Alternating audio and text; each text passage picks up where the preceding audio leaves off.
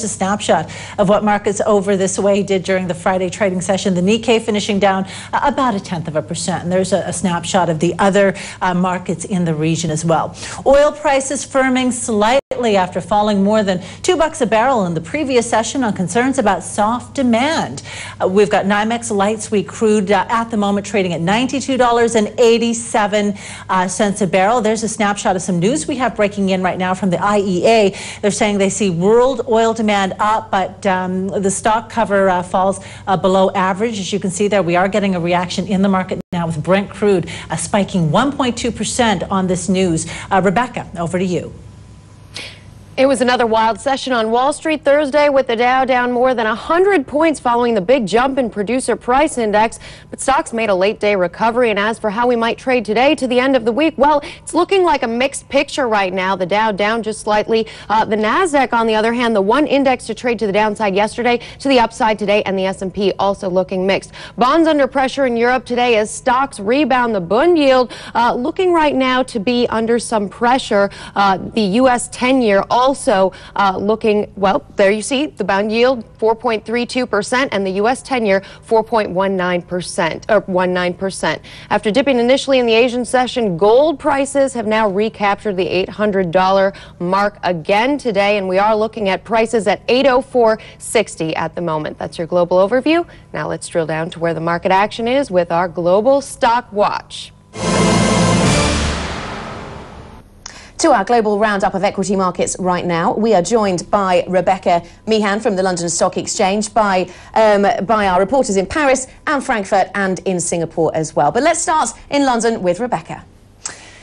Thanks, Anna. Yeah, the FTSE 100 pretty strong today, actually, a bit stronger than we'd expected, and very near to the highs of the session, up by about 50 points at this stage, or about 0.75%. Though I should point out, put in the context of the 3% decline we saw yesterday, it doesn't look quite so rosy, but nevertheless, we are in positive territory. Now, one stock which is proving pretty strong today, at least on a percentage gain basis, is Northern Rock. Of course, this is a stock we've been so used to seeing trading in red territory, but today, Northern Rock is gaining up by about 6.6% at the moment, in fact, but still well below 100 pence a share, just to give you a bit of context on that one too. But still, we did have reports out overnight that Olivant, one of the potential bidders for Northern Rock, may still be in the race after we had reports the previous day that they dropped out, so it's giving a bit of a boost to those shares today. Also, let me mention Centrica. This is a FTSE 100 company which has been reporting some of its results today. It's the UK's largest energy supplier, and it's saying that these market conditions have become more challenging in recent months, particularly as these wholesale gas prices have risen. That's been a real theme in this energy sector recently, and also saying that that's been reducing margins for the year, and if that high wholesale gas price continues into 2008, that will lend a bit of caution to the company. Let's cross over to Frankfurt now and check in with Roland to find out how the trading day is shaping up there. Thanks, Becky. Here in Frankfurt, all eyes on the airline sector this morning as Lufthansa announced to take over 19% in JetBlue, which is the #2 U.S. low-cost airline. The deal is worth around $300 million, and analysts say this could be an interesting strategic deal ahead of the Open Skies agreement, not only for Lufthansa, but for the Star Alliance as a whole, as JetBlue provides U.S. feeder system for the partners. A further increase of the stake seems to be capped as U.S. laws currently forbid foreign ownership of more than 25% in U.S. airlines. As far as the overall market is concerned, we are looking at a recovery from yesterday's losses. DAX is trading now some 40%, 40 points, of course, to the upside. Biggest gainer so far, Linde, Deutsche Börse, Infineon, so a bit of the cyclicals here. And keep an eye on Premiere, the pay TV channel, adding once more to the recent rally. Very high volumes here and still takeover rumors in the offing. That's it from Frankfurt. Over now to Paris and to Stefan. Thank you, Roland. Well, the French market is bouncing back today, but that's a very weak rebound if you compare with yesterday's decline for the CAC 40 index. Actually, it would be better if I put my mic on. So that's a very weak rebound for the French market this morning. If you compare with yesterday's performance, we do, however, have very strong growth for Ubisoft, the maker of video game, after the company raised its full year guidance in terms of revenue, but also in terms of profit. That's linked to the success of its action game Assassin's Creed. Ubisoft is the world's best performer so far on the French market. Also in good shape, Renault, the second largest car maker in the country, after it announced 11.3% increase of its new car registration last month in Europe. This is due to the very strong performance of its Romanian unit Dacia, but also to the launch of the new models Twingo and Laguna. Renault is trading almost 1% higher. Alstom is also trading higher after the company announced a deal in Russia, which ultimately will become a joint venture for the production of railway components. That's a very promising move for the French engineering group, as it will benefit from the modernization of the Russian railways. And also Arriva trading higher as the company won a 300 million euros contract in Libya. The engineering group is going to build some electrical substation to modernize the network in the country. Obviously, that's a good news for Arriva, although we are far from the original expectations. Earlier this week, the French President Sarkozy was expecting up to 10 billion euros contract with Libya. Now let's have a look at today's session in Asia with Sejal Patel in Singapore. Good morning. Good morning to you, Stefan. Well, Asian markets ended in the red for the second straight session as ongoing credit concerns continue to slam the banking stocks. Taking a look at Japan, after a volatile day for the Nikkei 225, it did close slightly lower. The broader topics even showing heavier losses, really getting dragged down by the financials. And of course, affecting investor sentiment today was the Bank of Japan Tonkin survey, which showed business sentiment is gradually deteriorating. We did see a weaker yen, but despite that, we continue to see heavy selling in the exporter stocks. One exception, Nintendo, which closed at 1.1% higher. Over in the Korean market, so the Kospi closing down 1%. Again, heavy selling in the banking stocks as well as the exporter stocks. And one I want to point out was LG Philips LCD, which tumbled 6% today. The Greater China markets, again, the Hang Seng did manage to recoup some of its losses, but still closing down 0.6% lower. Again, we saw selling in the banking stocks as well as the properties. One exception, of course, HSBC, which closed up in positive territory, and the Shanghai Composite making a late day comeback as investors did some bargain hunting in the banking stocks. Now I'll send things over to Rebecca in the U.S. Good morning, Rebecca. Good morning, Sejal. A day after getting the biggest jump in producer prices in more than 3 decades, U.S. investors will be on the watch for another key measure of inflation. November Consumer Price Index will be released at 8:30 a.m. New York time, and forecasts call for the CPI to increase by 0.6%, while the core rate is expected to rise 0.2%. At 9:15 a.m., we'll get November industrial production figures, and it's expected to rise by 0.2%. Capacity utilization is forecast to edge up 0.1 to 81.8%. That's your Global Stock Watch, which you can only find on Worldwide Exchange. Asian markets ended the day in negative territory, but here in Europe, it's a different story, with stocks edging up from one-week lows. Joining us now to discuss the moves is Philip Vondran, Senior Investment Strategist at Credit Suisse Germany in Frankfurt, and Niku Harachi, Managing Director at K1 Fund Distribution in Hong Kong. Philip, if I could start with a question to you.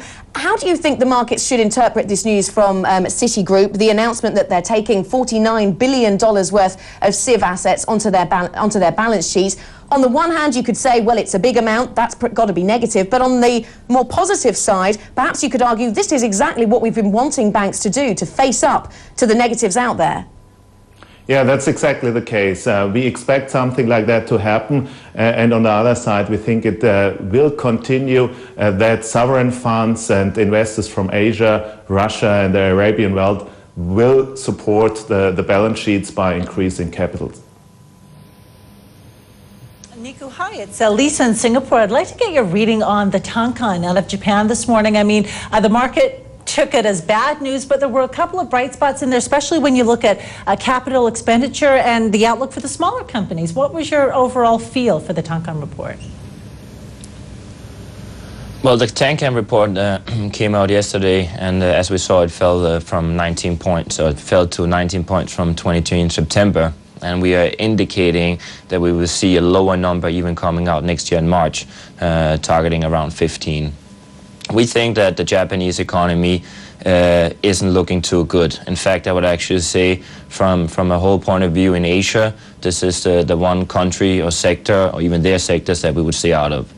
As I said, we do expect a slowdown in the Japanese economy, but we expect a mild slowdown within the next 1 to 2 quarters. We think we're going to see the yen starting to increase in value, and so far we have seen very high material costs and obviously also energy costs. So for the next coming 2 quarters, we would stay out of Japan.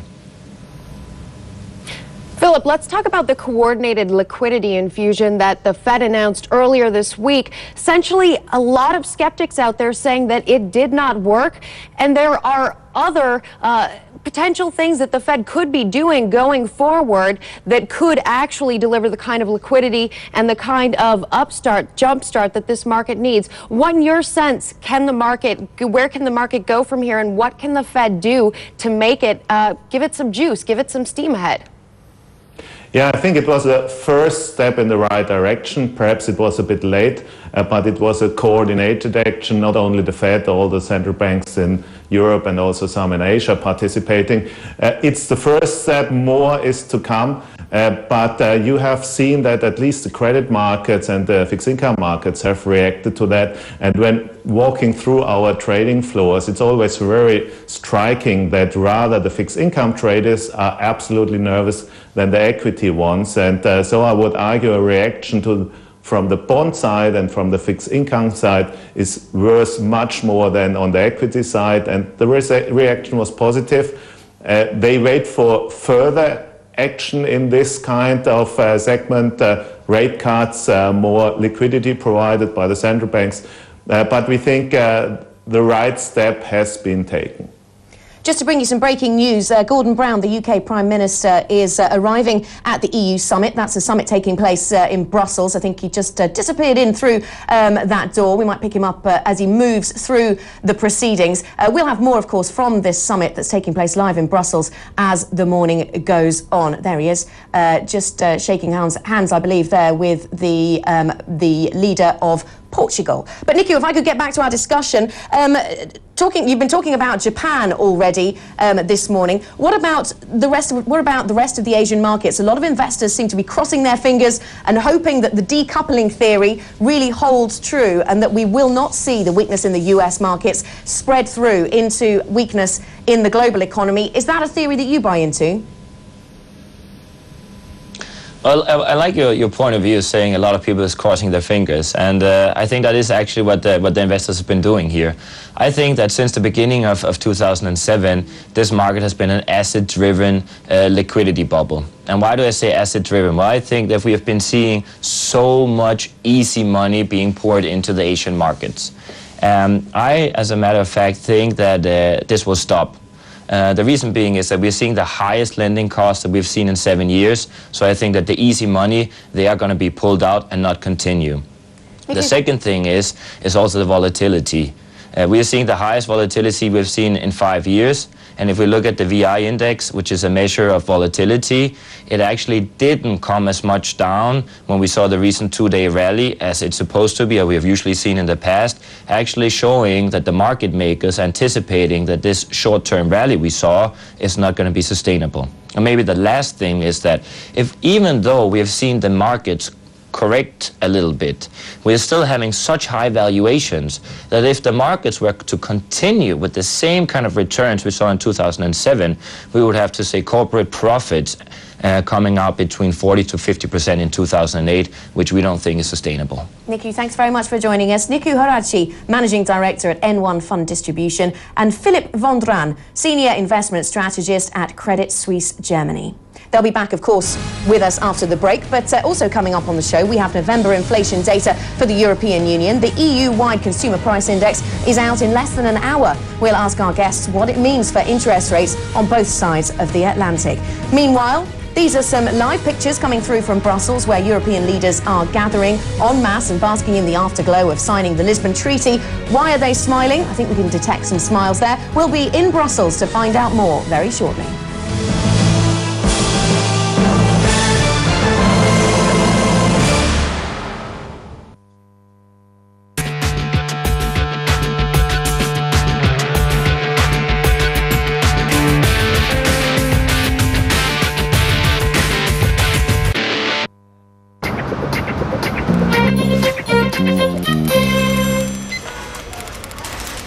You know, if everyone had a computer like this, connected to other computers, then people would be able to trade stocks all around the world without us.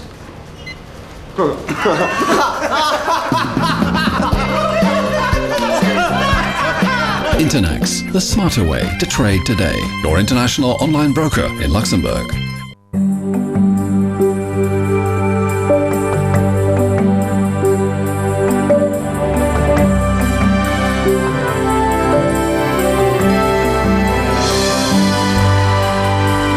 Let our expertise work for you.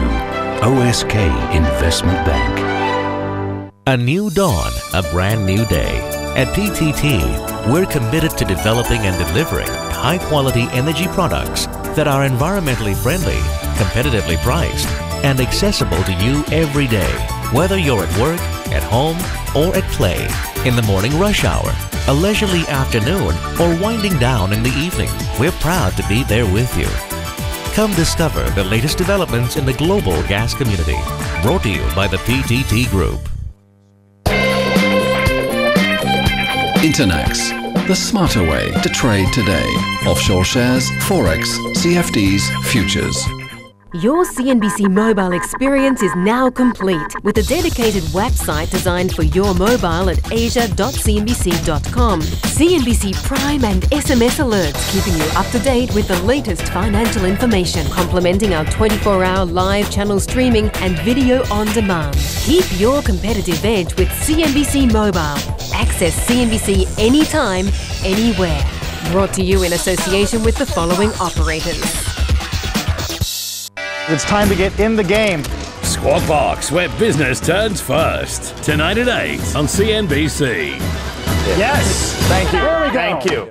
She's a financial advisor, and she's not afraid to tell it as it is. You are making a bad mistake here. Susie Orman will change the way you feel, think, and act about your money. The Susie Orman Show. Weekends at these times on CNBC.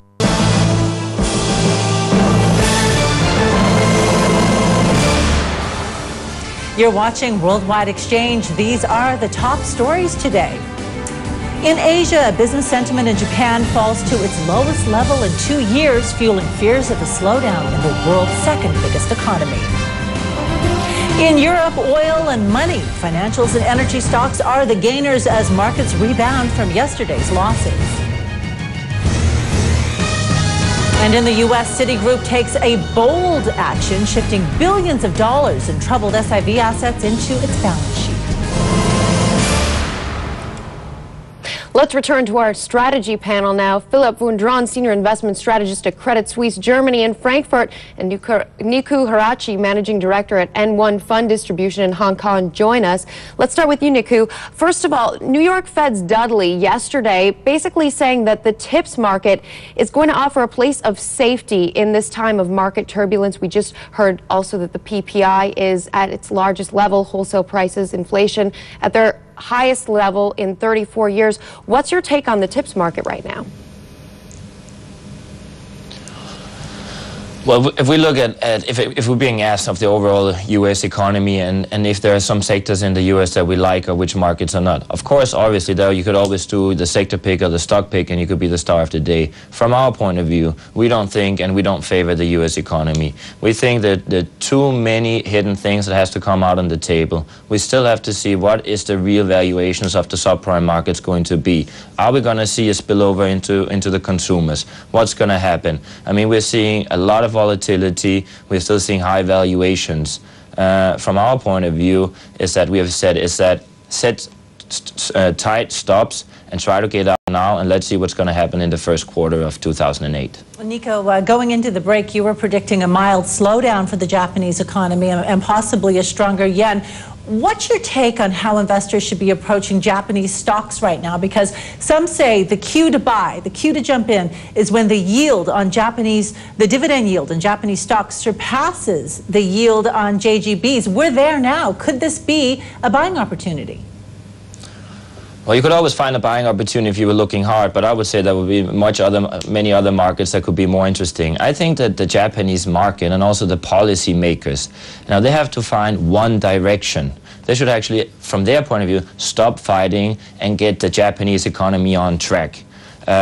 Once they've got that, then they would actually increase investors' confidence. And I think that once you have increased investors' confidence, they will come back to the market, and then hopefully we'll also see the Japanese yen will go down, so it will be better for exporters. But as of a current stage, I would not invest or advise to invest in the Japanese market. Niku, what kind of valuation metrics are you looking at right now? I'm asking because, of course, we've seen such retrenchment in share prices globally, to some extent at least. Corporate earnings are holding up to varying degrees across the globe, but I wonder how meaningful earnings valuations are, for example, or asset valuations are in the current climate when the market seems to be hijacked, if you like, by poor sentiment and poor US data. What are you making of valuations at the moment? Well, as I said before, I think that the valuations are still much too high. Having said that, we do have long-term stories that could be very good. I still think that local-oriented demand strategies in China could be very good. Should it be the insurance business or should it even be the healthcare business? So from that point of view, you could still find some sectors that have high valuations but probably will sustain the returns in the next coming years. But the overall market, as I said, I still think that we are seeing too high valuations. We are seeing, as you said, very negative sentiment. So I don't think this can continue in 2008. Philip, if I could put a similar question to you, what kind of valuations are you looking at right now? Do you think that markets are overvalued? Do you see opportunities, or do you think that talking about valuation is a waste of time in the current climate?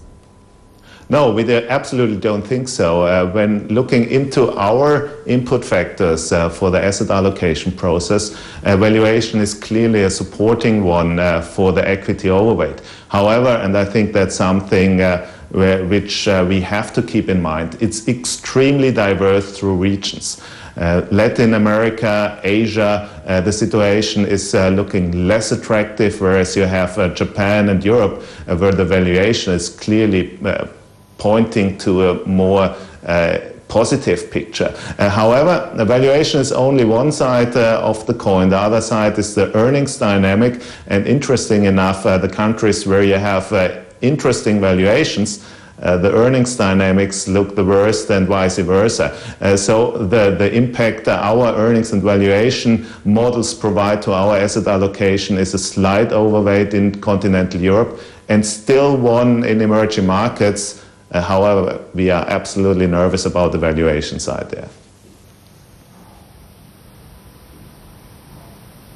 Many thanks to Philip Wunduren, Senior Investment Strategist at Credit Suisse Germany, and Niku Harachi, CEO of N1 Asset Management. European Union leaders are gathered in Brussels for an unusually short end-of-year summit. Yesterday, they met in Lisbon to put their names to the Treaty of Lisbon, the bloc's replacement